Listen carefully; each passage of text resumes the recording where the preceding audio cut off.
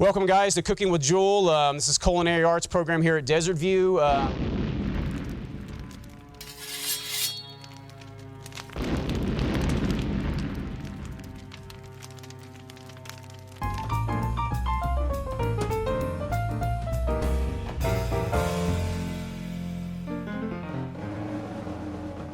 Got a really unique lab experience going on today. My kids are practicing doing their knife cuts with fresh meats. So we're doing raw chicken breast today, and then we're gonna do their knife cuts, and then they're also gonna create a homemade batter because we're actually doing a deep fry unit, which is one of the necessary cooking methods for culinary arts. So if you follow me, we'll come check out the action. These beginning year culinary students will be creating a basic chicken batter for deep frying. The ingredients include 2 large boneless chicken breasts, 1 cup of flour to start, 1 egg, 1 cup of milk, a tablespoon of vegetable oil, 1 tablespoon of cornstarch, 1 tablespoon of white vinegar, 1 teaspoon of baking powder, and 1.5 teaspoons of salt. You'll also need a basic deep fryer, wooden cooking skewer or toothpicks, mixing bowl, a whisk, and other basic cooking utensils.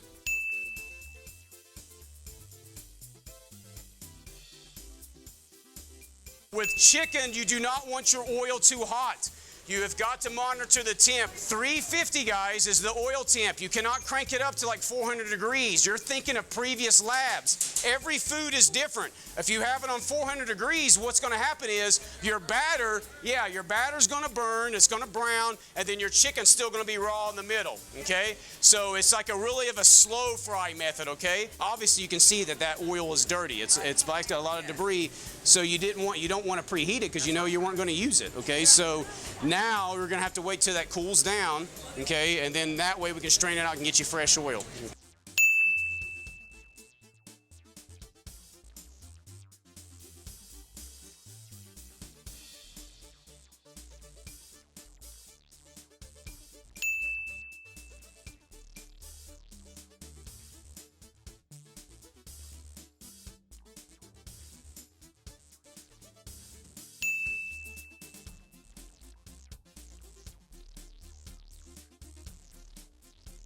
I said on the recipe it's similar to pancake batter, but not similar in thickness. We've got to do the line test. If you do not know what that means or you were absent yesterday, let me come and take a look at it, and I'll do a little demo and show you what I mean. Who needs that? All right, let's follow over here to these lovely ladies here, and we'll figure out. I'm going to get a skewer, and I'll show you.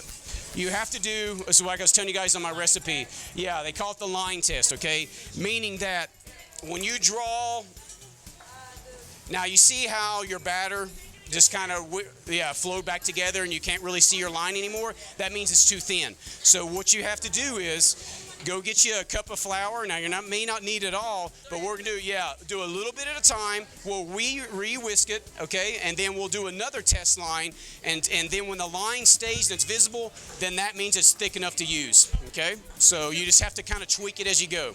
Let's take our skewer here. Okay, so you see how you can still see your line? See how the line's still staying? You can still see the line? That means it's good to use, okay? And then are you going to be doing cutting the chicken or?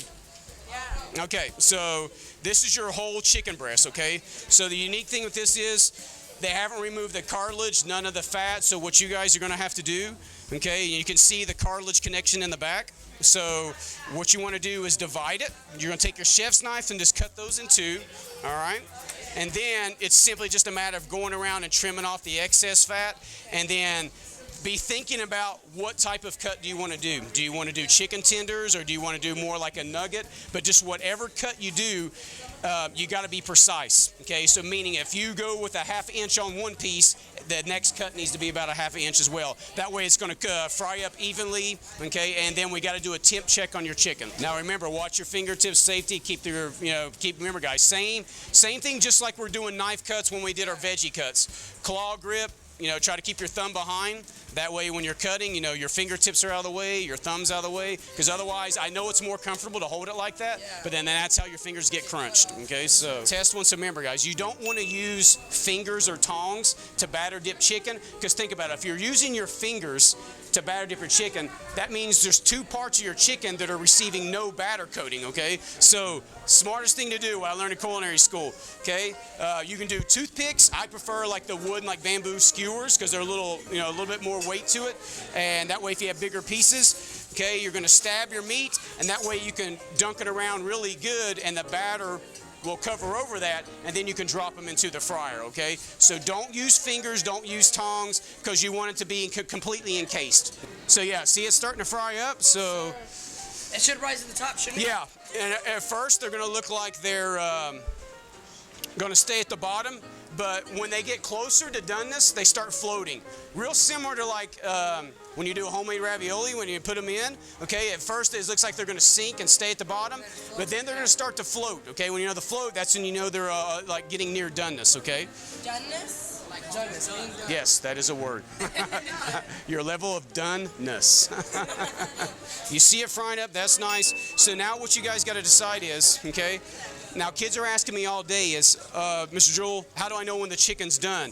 You can't judge by the color of the batter, okay? Because batters can get done on the outside, but your chicken still be raw in the middle. The only true way and safe way in industry, you have to do temperature checks. So chicken to be safe, to be considered to eat, has to be a minimum of 165. A lot of mistakes kids make is they do a short little check like that, okay? That's not gonna cut it, all right?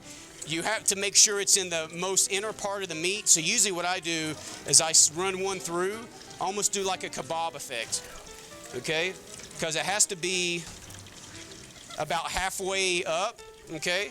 Now let's look at it, okay? Look at, see how it hit past 180. Now it's at 190. Looks like it's gonna tap out at 190. So is that safe to eat?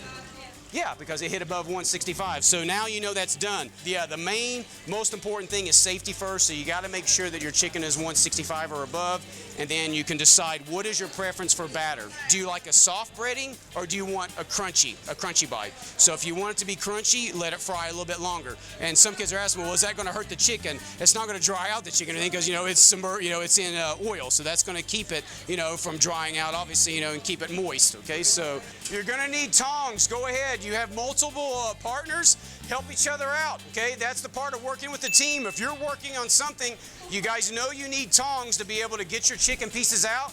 Get you plates, paper towels. Look at these girls, got a nice how they got the bowl and the paper towels. That way they have something, so when they put their batter dipped chicken on here, it's going to absorb some of that oil and grease and things like that. Oh, you come over here and look at theirs if you got room left. Look at theirs. So there it looks like some kids, they have more like a chicken tender look. Looks like they got more like of a homemade chicken nugget. And trust me, guys, when you try these, okay, you're not going to want to go back to McDonald's, okay? Now, has anyone tried these, guys? Do you know? Sorry, let's do a test bite, because that's the only true way. They may, what I always tell my kids in culinary, yes, okay, we want it to look good, okay, for presentation purposes, but it's got to taste good, okay, or otherwise your customer's not coming back.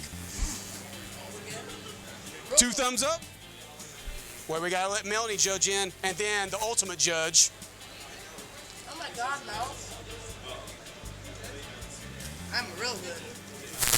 I look good. Yes. And I can see the flavors are starting to develop. This has a nice after kick. Very good texture. Their chicken is done. Really juicy. Oh yeah, great burst of flavors in there that slowly start to develop when they hit the back of your mouth and your tongue. Awesome job, guys. Now you can't tell me, what would you rather have, this or go get chicken nuggets from McDonald's? Of course. McDonald's is like, no, hands down. And nothing against fast food restaurants, okay? Obviously they're doing something right. That's the #1 chain in the world. But the idea is I want to let kids know that, fresh is best. You'll hear me say that every day in my class. Guys, fresh is best, because you know what's going into it, okay? You know what you're putting into it. You can tweak it to make it to your palate, okay, what flavors you like, because most restaurants, you go get chicken, a batter dipped chicken there, they're going to do it their way. They don't do all these different types of batters. So that's what I think is so great about this. They're getting to see that when you do it your way, fresh is best, and it's not that hard, right?